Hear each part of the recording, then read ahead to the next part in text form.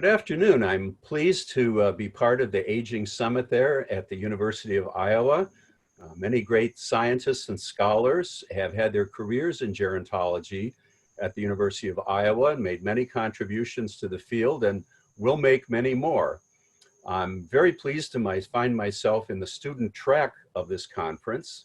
And being there, I asked myself a question. But first, before I ask that question, let me put up my slides and get ready to roll into the presentation, which will be this afternoon, Downsizing the Material Convoy. So as educators in gerontology, what can we accomplish? We can describe aging for students as thoroughly as we can. We can give them the facts. And if that's the strategy, there is so much to talk about that you would be in our courses for the next 10 years. The breadth and the reach of our specialty is astonishing.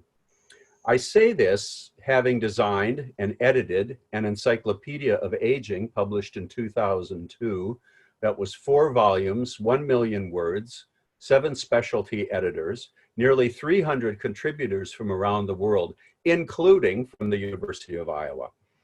And I also appreciate the breadth of our specialty as well from having served as the editor of Gerontology's major social science journal. I can point to a long list of disciplines that we overlap with: biology, health professions, law, engineering, business, social work, of course, behavioral and social sciences, architecture, philosophy, the fine arts, literature, journalism, history, and there's more. Some years ago, a student told me she was going to write a paper on aging and climate change. Really, I thought, is there an aging angle to climate change? It turns out there is. So add an overlap with environmental studies. Last year, someone organized a conference, a session on aging and museum studies. Really? Yeah, those two can be put together as well. So some years ago, so there's a great breadth in our specialty. And if we as educators cannot describe it all, what can we do? Well, we can look for explanatory schemes, theories, frameworks, concepts, or principles that unite and summarize multiple observations about aging. That way, you'll have less to remember. For example, here's one such concept: the compression of morbidity. Instead of looking to conquer individual diseases and conditions one by one, what are all the common ways that we can postpone the onset of chronic illness, that is morbidity, to later and later in life? The goal is healthy aging, living disease-free and independently as long as possible. This compression of morbidity is the mission statement of geriatrics and healthcare for older adults. Here's another powerful orienting set of ideas: socio-emotional selectivity theory, developed by the psychologist Laura Carstensen. As people perceive their lifetimes growing shorter, they're motivated more by emotionally meaningful goals and less by knowledge-seeking goals. When individuals feel that time is running out, older people prioritize goals that will lead to meaning and positive emotions, as opposed to younger people pursuing goals primarily that will lead to the acquisition of knowledge. This theory is very influential for explaining behavior. We might use it, for example, to explain with whom we choose to interact or where we choose to put our efforts. Marketing researchers, for example, feel that this theory can help explain consumer preferences across the lifespan. Finally, here's one more master idea: the distinction between two basic pension models, defined benefit and defined contribution. This distinction conveys a lot of information about people's chances for financial security and financial risk in retirement. But it turns out that these two models can be a template for designing any sort of governmental provision for public welfare, can be a template for designing healthcare systems, for designing public education. The distinction between defined benefit and defined contribution really comes in handy for thinking about public policy. So in gerontology, we're always looking for these concepts and explanatory frameworks. These handholds on complex processes and arrangements, that's what we can teach. Let me tell you about an idea that I have been trying to develop and promote. I have an interest in aging and material culture. Material culture is objects, things, artifacts. And in particular, I have an interest in personal possessions. But I have a problem. How to talk about the hundreds, the thousands, and perhaps the tens of thousands of things that a person or a household may have. And because as a sociologist, I'm interested in aging in the life course, I want to talk about all of these things over time. And I think I have it figured out. But first, let me tell you a story. Claire Toomey is a British ceramics artist who has installations that are designed to engage the public and draw them in. She had one such exhibit titled Forever in Kansas City about 10 years ago at the Nelson Atkins Museum of Art. She had She had earlier visited the museum to view a certain antique ceramics collection that consisted of 1,345 items that the museum was required to keep in trust and intact forever. And this gave her an idea. She selected one item in the collection, a two-handled cup from 1720, and had it reproduced 1,345 times. She created an installation at the museum in which the cups were placed on long tables, and there she is with the cups. The cups had numbers beside them, and the public was invited to view the cups, select one, and write down the cup's numbers. There was a drawing of names every week, and the cups were gradually assigned to people. This was extremely popular in town. Now, if you were assigned a cup, you were notified, and your name was put beside it. You would be required to sign a deed in which you pledged to care for the cup, value it, and display it, how long? Forever, just like the cups in the collection. This was very clever on her part. By now, I'm busy at this time conducting research on older people possessions and downsizing, and I think this is exactly the problem. People think that they have to keep things forever. You know, the consumption of mass-produced goods is an astonishing phenomenon. 40 identical sets of china came out of the factory one day. One set went to my grandmother, and one set went to your grandmother, and each grandmother took the china home and made it hers. And today we can never separate the china from the family because it was hers. And my family's china is not at all the same thing as your family's china. Well, I wanted to win a cup and smash it on YouTube and say, take that, Claire Toomey, it's just a cup.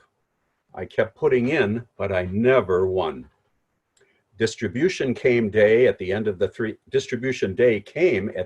3-month exhibit, and people came to get their cups, signing their deed, promising forever. But 30 cups were not claimed, so the exhibit went into a second round. To wind up this exhibit, the director of the museum and the artist each picked a label to put on the museum's website. And in the creation of the museum labels, I got a cup. The director's pick for the label said this in part: "This cup is a reflection of my dedication to support our museum to the ideas of permanence, responsibility, memory, desirability, and value as they relate to art and its preservation in our beautiful city. This cup is displayed here in my home, enclosed in this dedicated cabinet shelf as a daily reminder of my pledge from 2010, forever." Okay, that's right in line with Claire Toomey's intention for the exhibit, permanence and responsibility. And Claire Toomey, she picked my label. And my label said, in part, "Not forever, for a while." The title for this cup gently disputes the human promise of forever. Material goods such as ceramics can endure, but human frailty and mortality put a bound on the commitments of individual lives. For a while is all that we can promise. So I'm arguing with the entire premise of the exhibit, but Claire Toomey picks my label in which I called the cup "Not Forever." She knows that I know that she knows exactly what she's up to. She's inducing 1,345 people to behave as though mass-produced goods are entirely special, personal, and inalienable to them. Each one is singular. Now that is genius on her part. And here is my cup. I do display it with the label because there's a heck of a good story that goes with it. For several years now, I've been leading a team studying possessions and aging, in particular, downsizing when folks move from larger to smaller quarters in later life. What they will need to do in this household downsizing is reduce by half or more the quantity of possessions. If elders could do this, and I think you would agree, they will free themselves to continue to live independently and perhaps in more suitable housing. Even if they don't move, they will get peace of mind. Did these studies in the area around Kansas City and Detroit. Our group has interviewed people in over 130 households, people who had moved, who were about to move, and sometimes their family members. Did the research in Kansas City because conveniently I live there, but I also did the research in Detroit because we had partners there who would be able to get a set of interviews in urban Detroit. We've been criticized that this problem, downsizing and household goods, this is really only a problem for affluent people. So we decided to get a diverse set of interviewees in order to check this out. In addition to the interviews, we also arranged national survey data on the relationship between older people, their possessions, and moving. We've published articles on why people keep things, on the strategies and emotions of household downsizing when they give, sell, donate, store, and trash things, the family stake in all of this, and altogether how people motivate, carry out, and evaluate their moves. Many of these ideas are collected together in a new book titled Downsizing, Confronting Our Possessions in Later Life. I've written this book in order to turn readers' minds in several directions. I want to focus attention on the inevitable reckoning that awaits anyone grown older in consumer culture, where the accumulation of mass-produced goods is a given. But the time comes when households can no longer easily accommodate and care for the thousands of belongings that they have taken in to maintain daily life. When this happens, people's vague self-consciousness about their stuff rises to the level of potential or actual predicament. This reckoning now faces tens of millions of Americans as the baby boom cohort passes into retirement and beyond. If this book leaves any reader feeling uneasy for themselves or for others about household possession practices, I think that's great. For the rest of the session, my remarks organized this way. First, how we've come to think about older people and possessions as a convoy. And second, yes, there is a possession predicament in later life. And third, briefly, I'll explain how downsizing goes.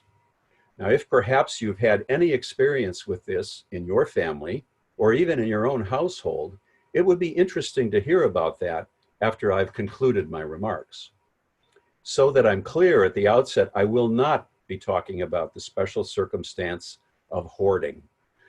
This behavior is properly a topic for mental health intervention, and it's beyond the bounds of usual possession management by older adults. So I want to start you off with a concept. The role of possessions in life can be taken up category by category. We can talk about furniture, we can talk about clothing, we can talk about sporting equipment, about books, but there is a way to talk about possessions in their totality, all together. And remember, there are lots and lots of things in a household. But also, I want to talk about them across time. And to do that, we use a metaphor of the convoy.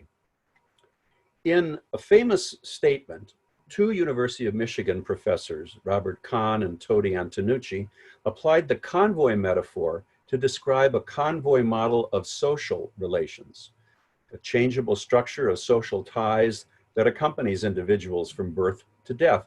They said that individuals are conceptualized as part of a dynamic network or convoy that moves with them through time and space in the life course.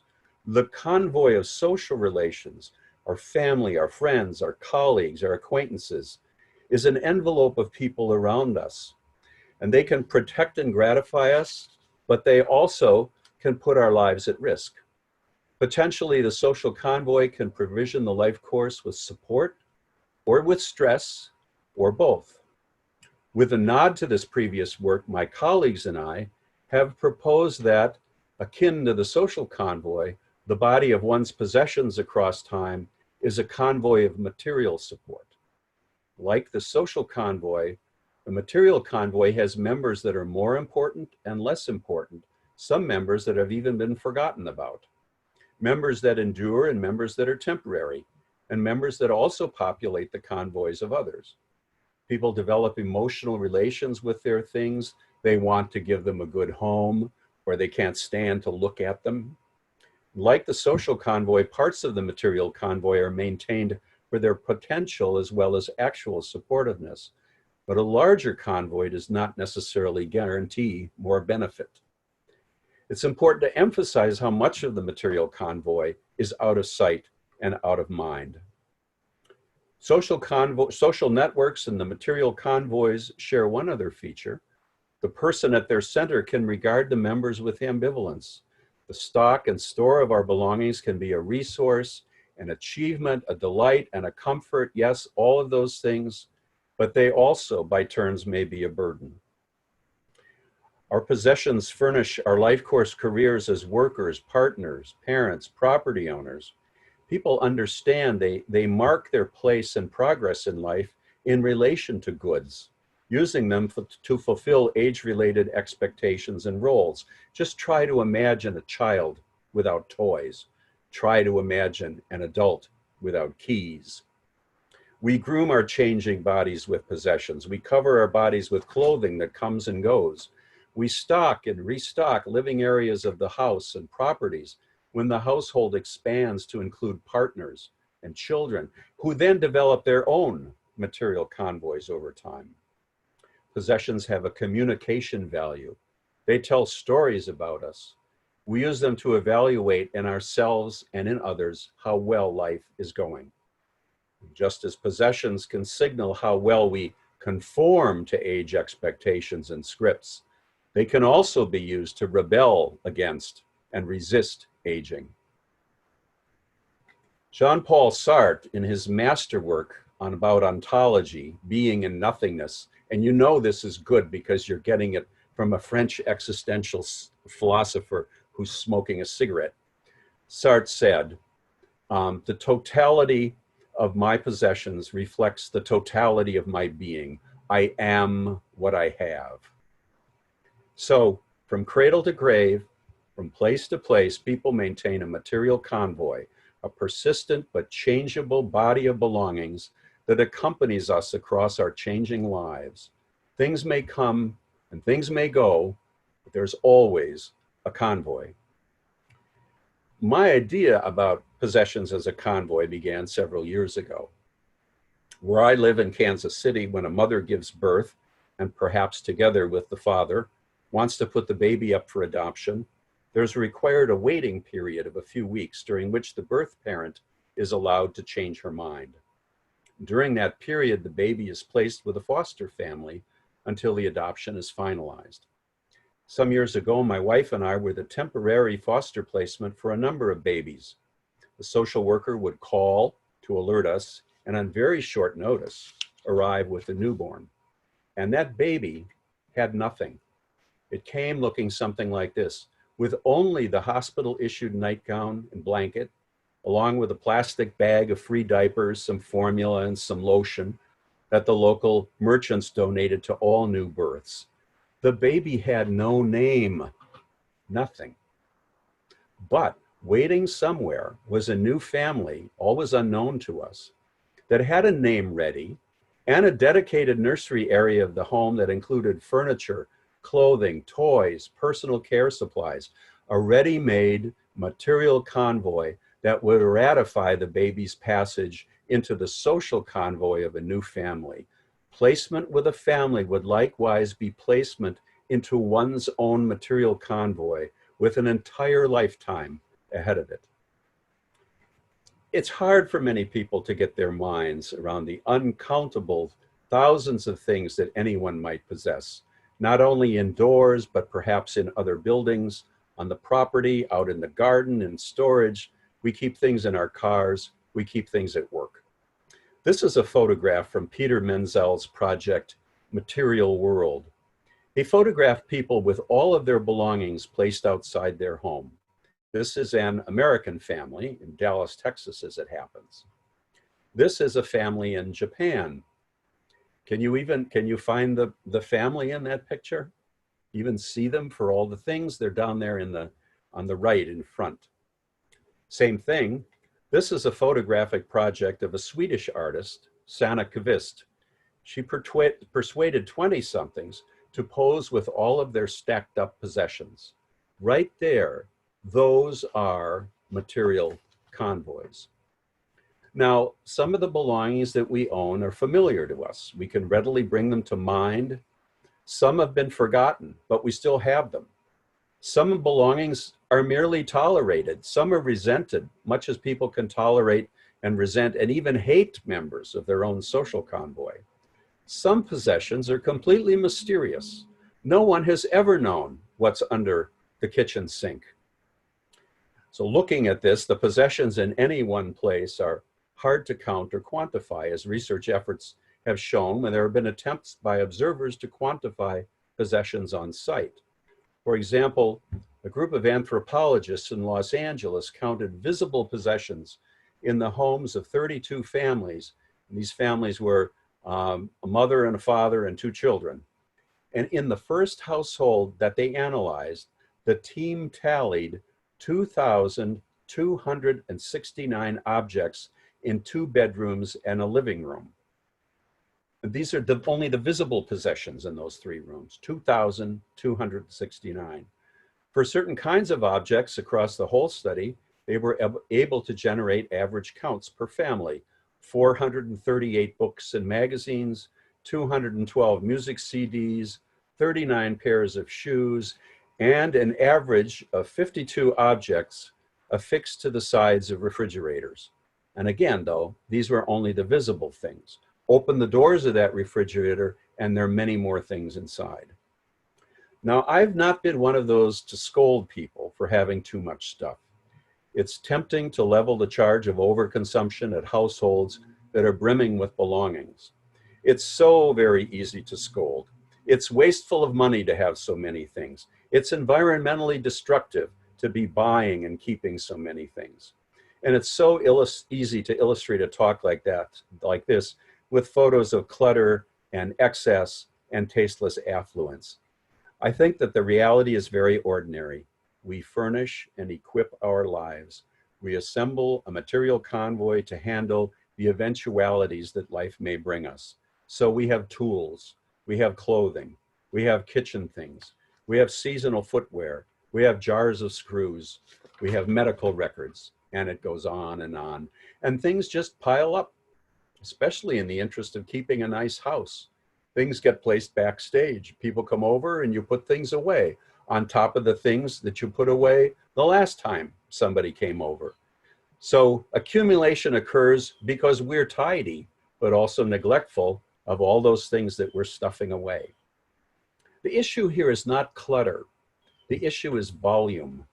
Clutter is properly things in the wrong place, just as weeds are plants in the wrong place. A household can be all squared away, but still be quite full. And the quantity of those things may be disproportionate to the life that one is living now.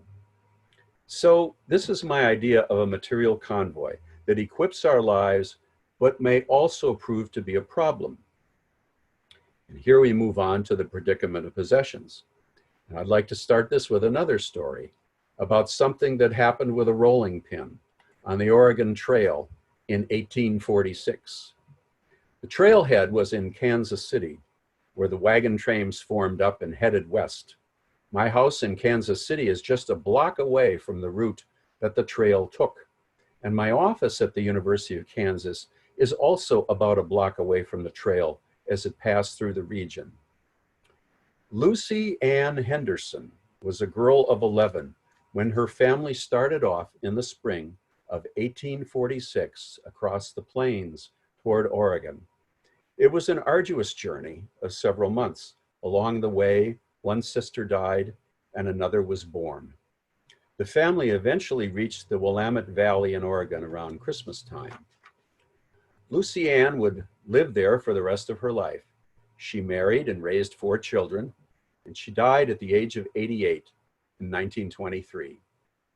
Late in her life, she was interviewed by a journalist about her experiences in that year of 1846 on the Oregon Trail. She told this story about an event that took place in the area of present-day Idaho. At a meeting of the men of the wagon train, it was decided to throw away every bit of surplus weight so that better speed could be made. Notice that phrase, better speed being made. A man named Smith had a wooden rolling pin that it was decided was useless and must be abandoned. I shall never forget how that big man stood there with tears streaming down his face as he said, "Do I have to throw this away? It was my mother's. I remember she always used it to roll out her biscuits, and they were awful good biscuits." Forever after, according to Lucy Ann, the man was known as Rolling Pin Smith. And there are worse things than being nicknamed for an heirloom that was cherished for the memories of a mother's care. There are 3 ideas in that story. First, one of the main reasons we know for keeping a thing or having a thing is that it is useful. And in this case, the rolling pin was useful for making biscuits. The other main reason is that it symbolizes something, in this case, mother. So both usefulness and symbolism, wrapped up together, were Mr. Smith's reasons for cherishing this rolling pin. The third thing is, sometimes there's a need for better speed when we may be over-equipped for the next stage of the journey. There may be something that we cannot accommodate, no matter how useful or dear the thing is, and there may be tears in divesting it. Now, our possessions today are not so minimized as they were in the wagon trains of the Oregon Trail, but we too are conducting entire households of goods across time and place. Fast forward to later life, the material convoy has at least 3 added characteristics: its volume, its manageability, and the way it creates a growing shared concern about its disposition. The rationale for our studies and why the National Institutes of Health has funded them has been that many older people are holding on to a larger volume of belongings than they need or can comfortably manage. Everyone that we talk to, lay and professional alike, without exception, agrees that this can be a major impediment to moves to more appropriate housing. Geriatricians, clinicians tell us this, so do social workers, attorneys, realtors, move-in coordinators at retirement communities, and most of all, family members. However, until our research, there's no hard evidence that the material convoy is overfull. There are a lot of opinions about it, but no population-based survey data about older adults, their possession management, and relocation. So on that first point about volume, older adults are well aware of overfull convoys. We designed some questions, including this one, for a national survey in 2010. What we asked our national group of respondents, older adults, was, thinking of the belongings that you own or are keeping at your home, do you feel that you have more things than you need, fewer things than you need, or just the right amount? What do you think they would say? More than you need, less than you need, just the right amount? Well, here's the answer. Altogether, for persons 60 and older, 60% said they had more things than I need. That's the green slice there. Whereas 35%, the red sliced, claimed that they had just the right amount.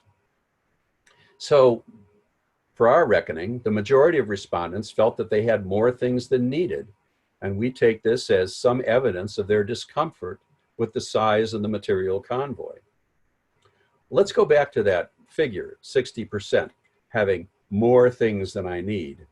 That translates into over 35 million Americans over the age of 60 who feel that they have excess possessions.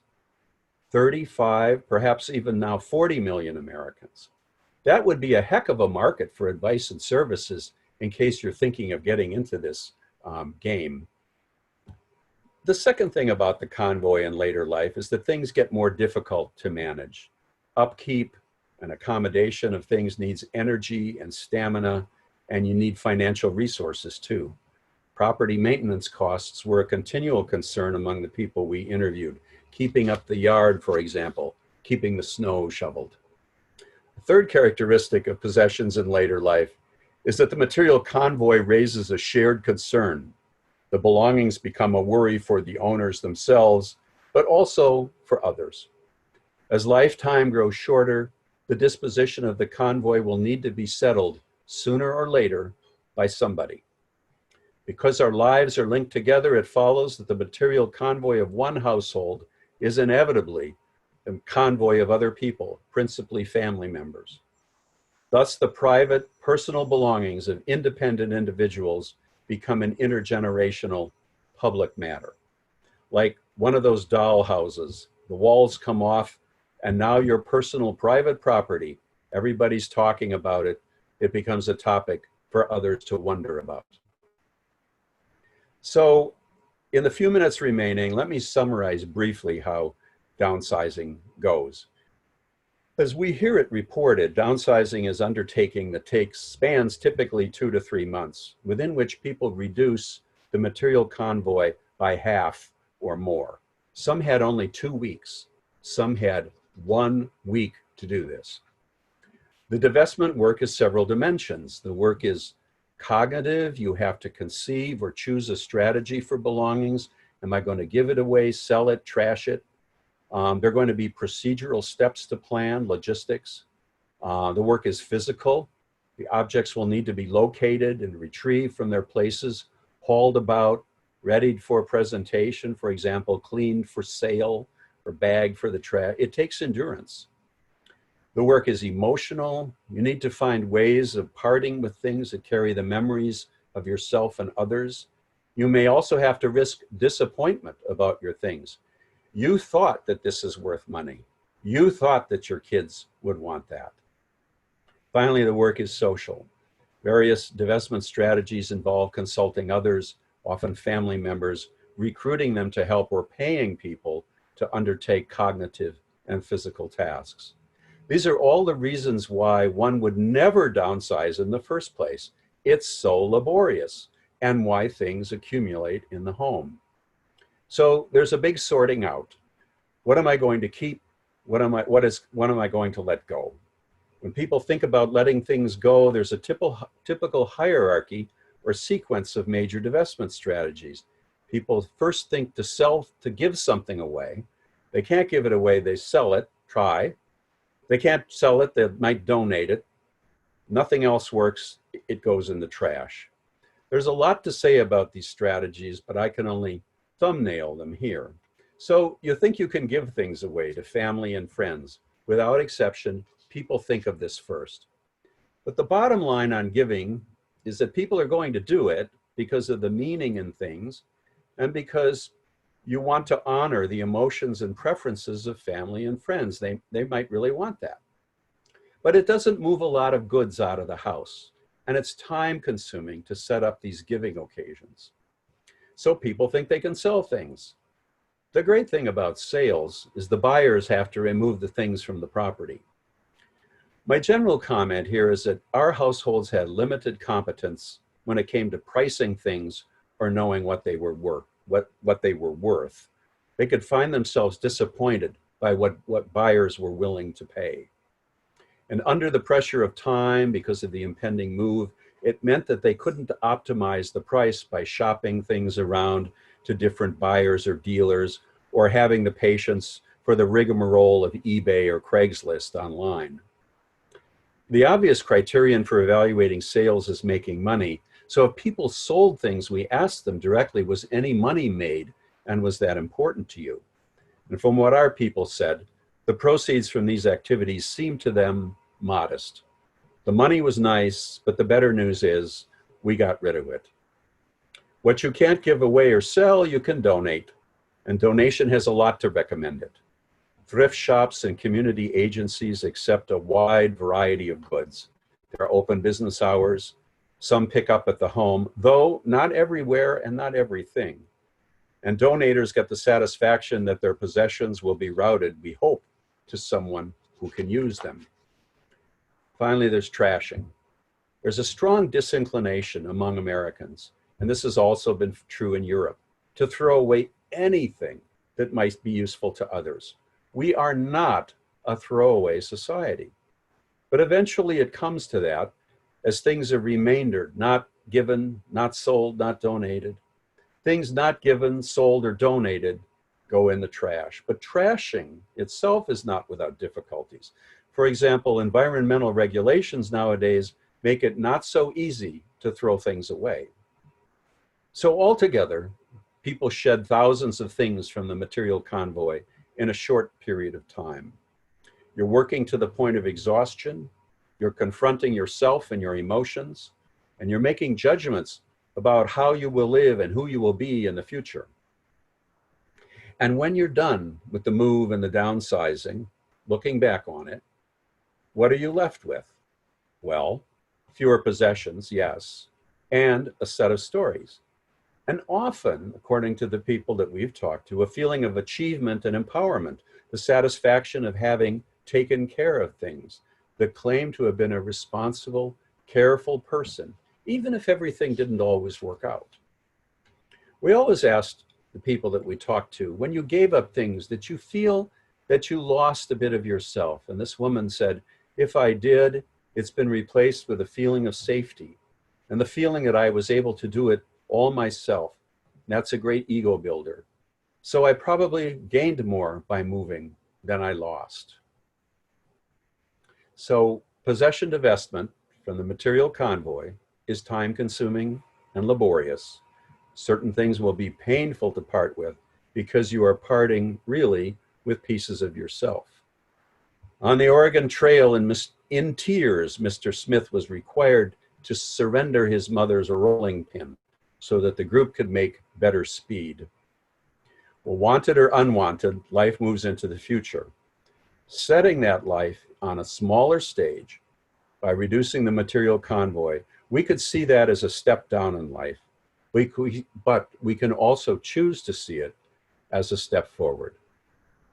Thank you. I look forward to your observations and questions.